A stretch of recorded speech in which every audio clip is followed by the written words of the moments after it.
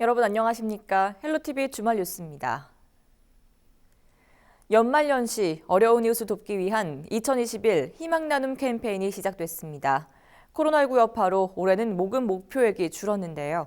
모두가 힘든 시기지만 지역 곳곳에서 보내오는 온정의 손길이 사랑의 온도탑을 얼마나 뜨겁게 달굴지 관심이 모아지고 있습니다. 전병주 기자가 취재했습니다.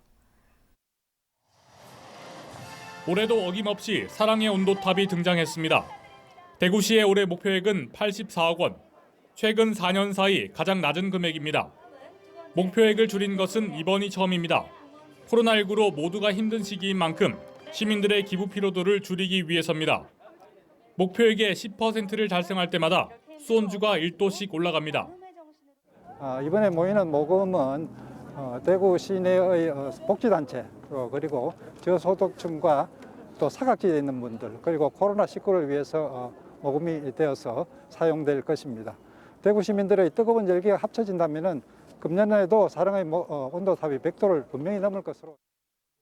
경북 지역 곳곳에도 사랑의 온도탑에 불이 켜졌습니다. 경북의 올해 목표액은 127억 6천만 원, 지난해 대비 30억여 원이 줄었습니다. 지난해 사랑의 온도 150도를 기록했던 경주시도 마찬가지입니다. 여러 가지로 어려운 상황이기 때문에 목표를 좀 낮췄습니다.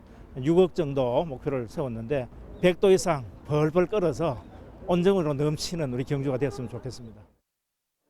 62일간의 대장장에 돌입하는 사랑의 온도탑. 어려움을 함께 이겨내려는 온정의 손길이 얼어붙은 지역 사회를 더욱 훈훈하게 만들기를 기대합니다. 헬로티비 뉴스 전병주입니다. 영천 시립박물관 건립 사업이 부지 선정부터 난항을 겪고 있습니다. 최종 입지로 선정됐다가 취소된 것만 벌써 세 번째로 졸속 추진이라는 오명을 벗지 못하고 있습니다. 이하영 기자입니다. 영천시가 공립박물관 건립 사업을 추진하기 시작한 건 지난 2015년입니다.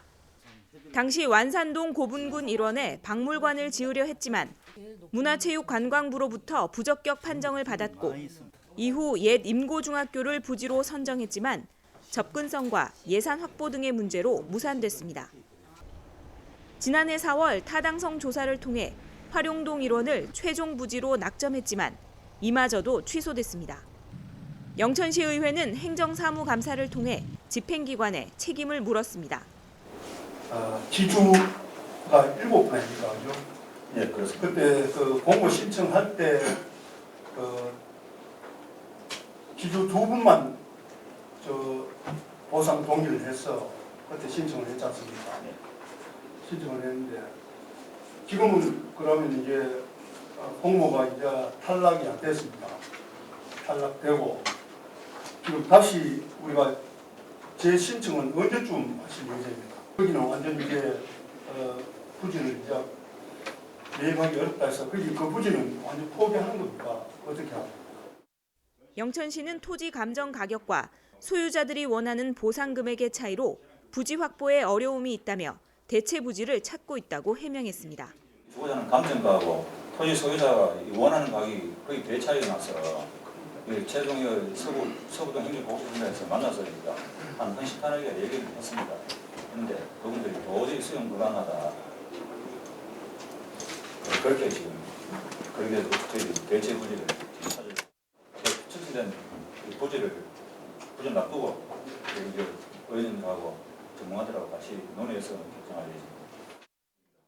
영천 시립박물관 건립 사업이 5년째 부지를 찾지 못하면서 지역에 흩어진 유물들의 원형 보존과 관리에도 비상등이 켜졌습니다. 헬로티비 뉴스 이하영입니다. 지난 20년 동안 전국에서 폐교된 대학은 모두 17곳에 달합니다. 강원 동해시의 한중대도 2년 전 폐교했는데 아직도 직원 100여 명이 밀린 임금 440억 원을 받지 못하는 것으로 드러났습니다. 폐교된 대학 구성원의 막막한 현실을 박건상 기자가 취재했습니다. 강원도 동해시에서 작은 편의점을 하고 있는 안모 씨. 안 씨는 지난 2018년 2월 말까지 폐교된 한중대 교무처에서 근무했습니다. 폐교 직전까지 학교에 머물렀던 안 씨가 1년 넘게 받지 못한 임금은 1억 원가량. 졸지에 직장을 잃은 안 씨는 은행 대출을 받아 편의점을 차렸습니다. 전 교직원들이 저희가 한 200명 정도가 되는데 지금 기존에 있는 연고가 없는 교직원들은 동해를 떠났고 그다음에 이제 연고가 있는 교직원들은 여기서 참 힘들게 생활하고 있죠. 직업을 가진 교직원도 있지만은 그렇지 않고 이제 좀 하루하루가 좀 힘들게 살아가는. 열린민주당 강민정 의원은 국정감사에서 2019년 현재 한중대의 체불임금 규모가 440억 원이 넘는다고 밝혔습니다. 밀린 임금을 받지 못한 한중대 교직원은 108명으로 확인됐는데 실제로는 200명이 가깝다고 전직 교직원들은 주장합니다. 대학이 문을 닫으면서 대학가 주변은 말 그대로 황폐화됐습니다. 2년 넘게 방치된 학교 건물은 오히려 지역의 흉물로 전락했습니다.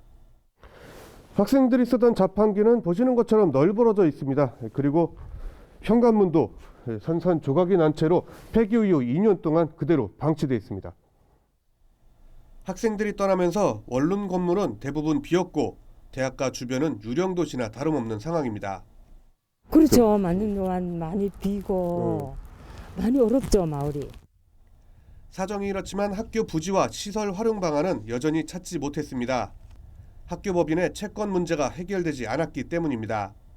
지난해 12월 한중대 부지와 시설물에 대한 경매가 시작됐지만 3번 연속 유찰되자 채권단은 경매를 중단한 뒤 일반 매각에 나섰습니다.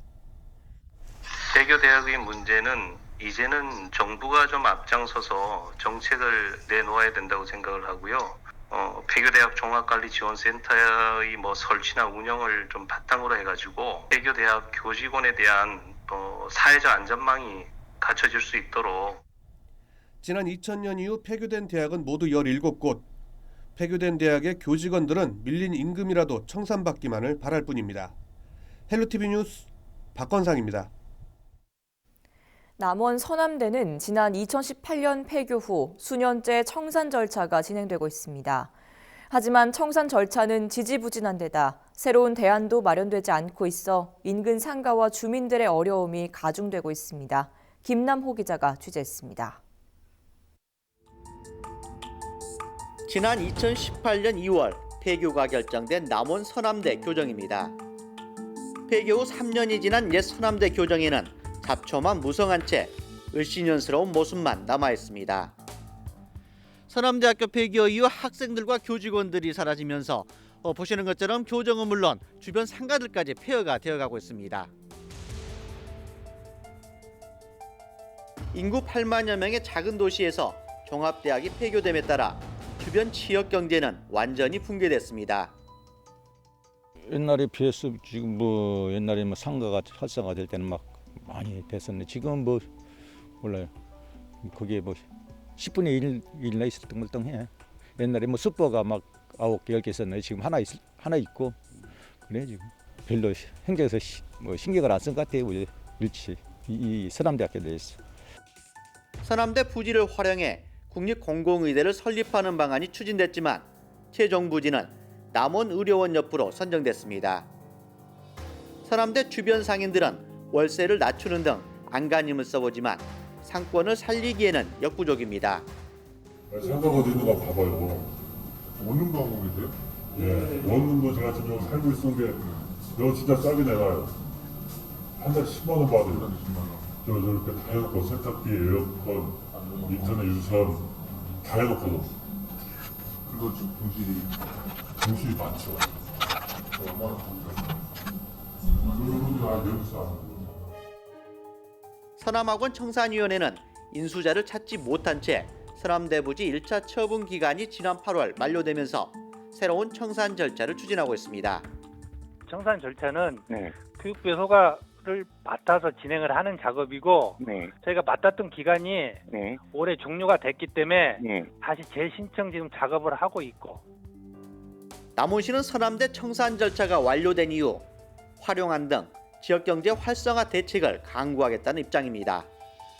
다만 전북도 의회 차원에서 청산 절차 완료 후 국제농업대학을 유치하는 안을 용역을 통해 검토할 예정입니다. 코이카 같은 데서 운영하고 있는 그런 사업 중의 일환으로 그 국제 농업대학 이런 식으로 활용해서 용역비를 지금 일단 예산을 일부 세웠는데 그 용역 계획서에 따라서 조금 지역 여론도 필요하고 여러 가지 뭐 앞으로 해야 될 게 많은데 이제 뭐 아직 첫 삽을 지금 뜨려고 하는 준비 단계죠. 서남대 인근 주민들은 폐교대학 부지를 남원시에서 매입해 교육시설이나 문화시설 유치 등 지역경제 활성화안을 마련해 줄 것을 호소하고 있습니다. 설립자 교비 횡령 등으로 재정난을 겪다가 결국 문을 닫은 서남대. 마땅한 활용 방안을 찾지 못하고 표류하면서 주민들의 고통은 깊어지고 있습니다. 헬로티비 뉴스 김나옵니다.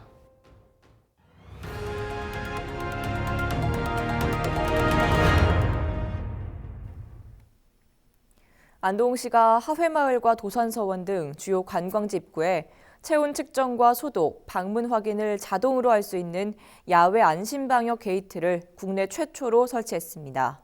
그런데 어찌된 일인지 설치 6개월여 만에 철거를 결정했는데요. 가장 빨리 도입했는데 가장 빨리 사라지는 겁니다. 왜 그런 걸까요? 전병주 기자가 취재했습니다. 지난 5월 설치된 야외 안심 방역 게이트입니다. 안동시가 국내 최초로 하회마을과 도산서원 등 야외 관광지 입구 2곳에 설치했습니다. 단체 관광객들의 체온 측정과 방역 등을 한 번에 할 수 있는 자동화 기기입니다. 한 대를 설치하는데 2,500만 원이 들었습니다. 하회마을에 있는 방역 게이트입니다. 입구에서 체온 측정을 하고 정상 체온이 나오면 문이 열리고 소독약이 분사됩니다. 얼핏 보면 정상 작동되는 것 같지만 제대로 작동하는 것이 하나도 없습니다. 정상 체온계로 측정해보니 35.7도가 나왔는데 열 화상 체온계에서는 30.6도가 나왔습니다. 5도 이상 차이 납니다. 휴대전화로 촬영한 사진도 정상 체온으로 판단해 문이 열립니다. 최근에는 소독실로 연결되는 배수관도 얼어붙었습니다. 임시 방편으로 스티로폼으로 감쌌는데 결국 가동을 멈췄습니다.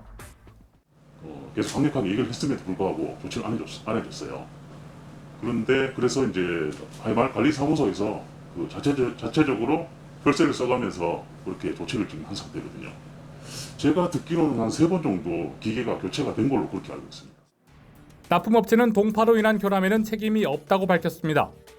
온도 체크하는 부분은 다 똑같이 보정을 해줘야 되는데 제대로 안 되는 업체들이 태반 이상입니다. 그냥 판매되는 금액보다가 안동시에서 금액을 낮게 구매를 하셨기 때문에 저희들이 그 부분에 대해서는 해준다고 이제 저희 대표. 도산서원에 있는 방역 게이트도 상황은 마찬가지입니다. 날씨에 따라 열 영상 체온계를 수시로 보정하는데도 체온 측정이 제대로 되지 않습니다. 일만 더 늘었습니다. 아침, 점심, 저녁 이렇게 한 3타임으로 해갖고 이게 그러니까 밤게다 보니까 이게 정확하지는 않는 거 이런 조금이 좀 있는 것 같아요. 그래서 앞에서도 다 그 2번 측정하셨거든요. 동파 우려로 자동 손소독기기는 꺼졌고 QR코드 체크인도 제대로 되지 않습니다. 가까부터 있는 사람은 해봤는데 안 되더라고요. 그런 사람은 어쩔 수 없이 온도 체크하고 다 체크 이래야 되고 내부 하는 사람들은 바로 다 되거든요. 네이버만 되는 거예요. 야외 방역 게이트가 제 역할을 못하자 결국 철거하기로 했습니다. 저희가 야외용으로 하려고 이제 개발을 의뢰를 했었거든요. 제가 이제 있는 지금 기술의 한계가 있다 보니까 그거 고치면서 하기에는 또 한계가 있잖아요. 그런 걸로 지금 이렇게 야외 방역을 목적으로 만들어진 안심 방역 게이트. 날씨가 추워지면서 이제 실내로 옮겨야 합니다. 최초 도입도 좋지만 그 목적에 잘 활용할 수 있도록 좀 더 꼼꼼한 판단이 필요해 보입니다. 현장 점검 360도 전명주입니다. 최근 포항 도심의 한 저수지에서 터줏대감인 오리가 잇따라 사체로 발견돼 주민들을 놀라게 했습니다. 범인은 언젠가부터 출몰한 천연기념물 수달로 보이는데 최근 수달의 범행 현장이 주민들의 카메라에 포착됐습니다. 송태웅 기자의 보도입니다. 주택가 대로가 인접한 포항시 북구 장성동의 한 소형 저수지입니다. 산책로가 잘 꾸며지고 하절기에는 연꽃이 무성하게 자태를 뽐내 인근 주민들에게 인기 있는 곳. 그런데 얼마 전부터 저수지의 터줏대감인 오리들이 잇따라 사체로 발견됐습니다. 범인은 얼마 지나지 않아 한 시민의 휴대폰 카메라를 통해 꼬리가 잡혔습니다. 오리를 물고 유유히 저수지를 가로지르는데 생김새로 볼 때 천연기념물 제330호로 지정된 수달로 추정됩니다. 일찍 퇴근해가지고 여기 이제 거닐었는데 한가운데 목격했어요 제가. 이것만한 게 까매. 야 머리 이분이 이래 벌리 이만큼 쩍쩍 막 벌러지고 막. 수달은 무작위 남획과 하천 황폐화로 개체수가 급격히 줄어들면서 지난 2012년부터 보호동물로 지정됐습니다. 2급수 이상 맑은 물에서나 서식하는 수달이 도심의 연못에서 발견된 것을 두고 전문가들은 호수 주변의 생태 환경을 가늠해 볼 수 있는 좋은 지표라고 분석하고 있습니다. 도심지에 그래도 이런 애들이 있다는 거는 그래도 자연 환경을 좀 잘 보존돼 있고 수질 환경 뭐 이런 문제도 좀 잘 관리하고 있고 해갖고 애들이 같이 살아갈 수 있다고 그렇게 생각합니다. 한켠에서는 저수지가 서식처인 오리나 잉어 등이 수달의 먹잇감이 되면서 기존의 생태 질서가 무너지지는 않을까 우려하는 목소리도 나옵니다. 도심 속 저수지까지 나타난 수달. 한편으론 반갑지만 개체수가 어느 정도며 별도로 보호할 대책이나 부작용은 없는지 따져볼 필요가 있습니다. HCN 뉴스 송태웅입니다. 구미 주륵사 폐탑 발굴이 절터 정밀조사에 들어간 지 13년 만에 모두 마무리됐습니다. 세 차례 걸친 조사 끝에 신라에 처음 불교가 전파된 곳이 구미시라는 증거물이 최초로 발견됐습니다. 신성철 기자입니다. 구미시 도계면에 있는 주륵사지. 삼국시대에 지어져 8세기 중엽 통일신라 시대에 번성했을 것으로 추정되는 곳입니다. 이곳은 주륵사라는 고대 절이 있던 곳입니다. 불국사 석가탑 못지않은 대형 석탑이 이곳에 우뚝 서 있었을 것으로 추정됩니다. 세 차례 걸친 조사 끝에 불교가 국교였던 신라에서 주륵사가 차지했던 역사적 지위를 알려주는 문화재들이 여럿 발굴됐습니다. 특히 발굴품들의 추정 연대가 고구려 승려 아도가 신라의 불교를 처음 전파한 시기와 맞물리는데 신라 불교 초전지가 구미시 도계면이란 근거를 기록이 아닌 유물로 증명했다는 데서 의미가 큽니다. 구미 시민이나 국민이 불국사 이상의 어떤 탑이 있었다는 것을 좀 알아줬으면 감사하겠습니다. 3차 조사에서 나온 청동말은 당시 승려들이 환자에게 해주던 의식에 쓰였던 것으로 보이는데 이런 종류의 유물이 폐탑지에서 나온 건 전국에서 두 번째입니다. 또 발굴된 석재 유물들이 갖고 있는 재질과 양식을 봤을 때 당대 최고의 석공들이 주륵사 석탑을 짓는데 투입됐을 것으로 추정됩니다. 그러니까 여기 하나의 면에서도 세 가지의 기법이 나오는 겁니다. 이 상면을 이 거칠게 다듬어서 위에 돌이 접합됐을 때의 그런 그 접합력을 높여줄 수 있는 방법, 그리고 사람들이 시각적으로 봤을 때의 이 매끈한 이 도드락 다듬. 구미시는 이번 발굴 결과를 바탕으로 추가 고증을 진행하고 내년부터 복원 설계에 들어가기로 했습니다. 이 작업이 끝나는 대로 국보 지정을 추진하겠다는 계획도 밝혔습니다. HCN 뉴스 신성철입니다. 1592년 임진왜란 당시 의병들의 급여를 기록한 문서가 최초로 공개됩니다. 영천 역사박물관은 오는 7일부터 2월 말까지 도림동 박물관 전시실에서 관련 문서와 자료를 전시합니다. 박물관은 임진왜란 당시 군수물자를 담당한 양료관 홍경승의 호남실기와 분의록에서 의병의 정확한 숫자와 하루 급여 등의 기록을 찾아냈다고 밝혔습니다.